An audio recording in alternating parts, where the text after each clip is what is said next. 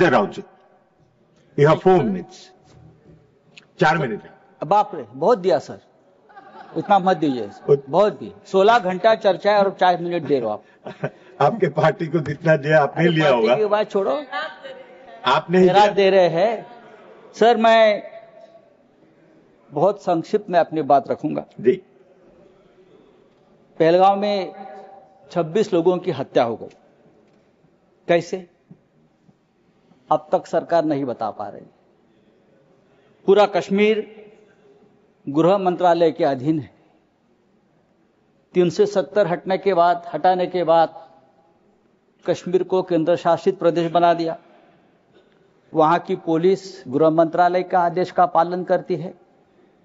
पूरे कश्मीर में arm force act लगा दिया है। वहां के गवर्नर भी आपके हैं, बहुत मजबूत आदमी है। फिर भी हमला हुआ और हमलावर निकल गए। गवर्नर ने भी अपनी चूक मान्य की है कि ये चूक हो गई है, सुरक्षा में चूक हो गई है।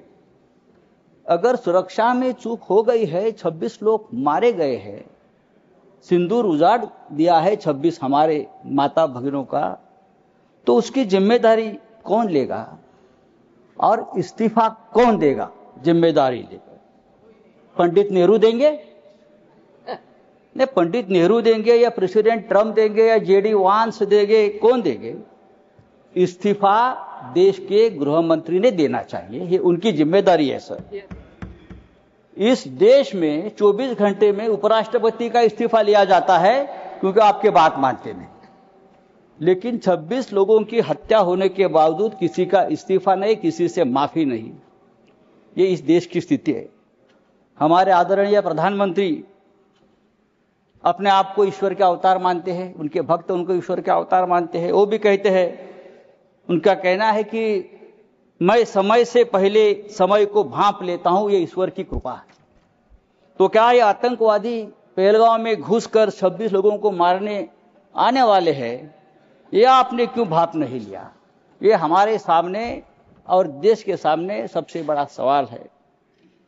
मैं कांग्रेस के हमारे जो नेता है उनसे कहना चाहता हूं, मेरे बाजू में बैठे हैं, यहां कल से मैं जो बड़े बड़े भाषण सुन रहा हूं, चाहे राजनाथ सिंह जी हो, चाहे हमारे विदेश मंत्री हो, चाहे नड्डा जी हो, सबको पंडित नेहरू की बहुत याद आती है। पंडित नेहरू हो, सरदार पटेल हो, भूतकाल में बहुत घूमते हैं आप लोग। पंडित नेहरू उन्हें सोने भी नहीं देते और जीने भी नहीं देते। सरदार पटेल की भी याद आती है। मेरा एक कहना है कि नेहरू तो महान थे, लेकिन सरदार पटेल को प्रधानमंत्री न बनाकर हमने एक ऐतिहासिक भूल की है।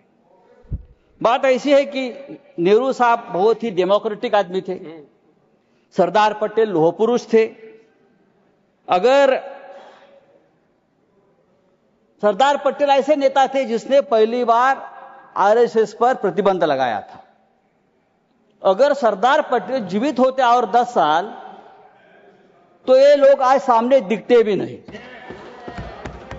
आरएसएस को पूरे आज प्रतिबंध लगा देते। समय समाप्त हो रहा है, उनकी विषय पर बोलिए। फेंक देते। समय समाप्त हो रहा है, विषय पर बोलिए। तो आपको पंडित नेहरू का आभार मानना चाहिए कि पंडित नेहरू की वजह से आप यहां बैठे हैं, राज कर रहे हो। ये पंडित नेहरू की मेहरबानी है।